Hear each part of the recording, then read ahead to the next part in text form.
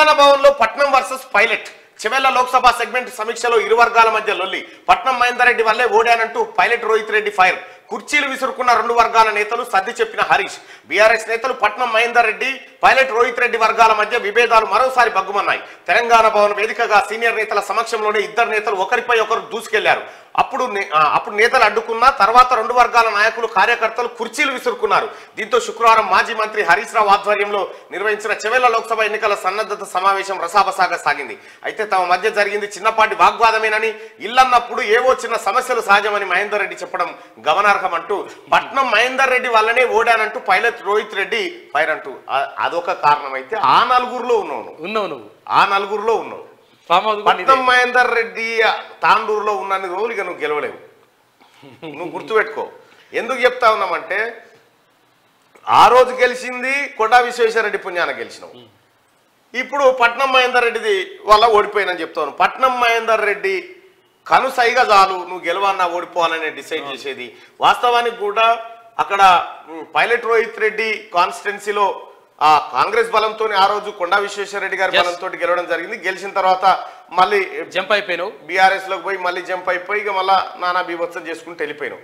ఏదేం చేసినప్పటికీ కూడా టీఆర్ఎస్ పార్టీలో మొట్టమొదటిసారిగా టీఆర్ఎస్ భవన్లో కుర్చీలు పైకి లేచిన ఘటన మొట్టమొదటి లెక్క కనిపిస్తా ఉంది.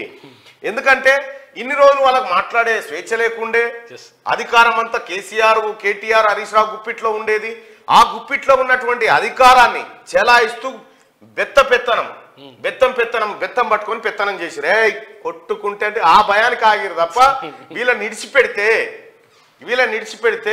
ఇక్కడ తీసుకురా, వీళ్ళని నిడిచిపెడితే నెత్తులు వాళ్ళ కొట్టుకుంటారు ఆ తరీకాలో. ఎందుకంటే కేసీఆర్ చేసిన కథనే ఇదంతా. ఇప్పుడు ఎట్లయితే గట్లయితుంది ఇక.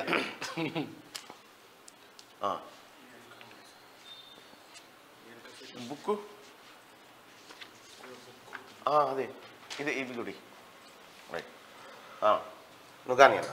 అయితే ఎప్పుడు కూడా ఇవి లేకుండే, ఎప్పుడు కూడా టీఆర్ఎస్ పార్టీలో ఇవి లేకుండే. కానీ ఇప్పుడు ఇడిచిపెడితే మట్టుకి ఇప్పుడు ఎట్లయితే గట్లయితే అనుకుంటారు వాళ్ళు.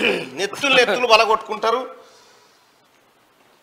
రైట్గా సిఎండి ప్రభాకర్ రావు చేసిన డ్రామా, ఆడిన ఆట ఇక్కడ మనం చూసుకోవచ్చు. బి సరిత, బోయినపల్లి సరిత అనే ఆమెని దొంగతనంగా అక్రమ మార్గంలో ఏఈని చేసి పెట్టి ఆమెని బోర్డు మీటింగ్ పెట్టి ఈ కథ చేసిండు.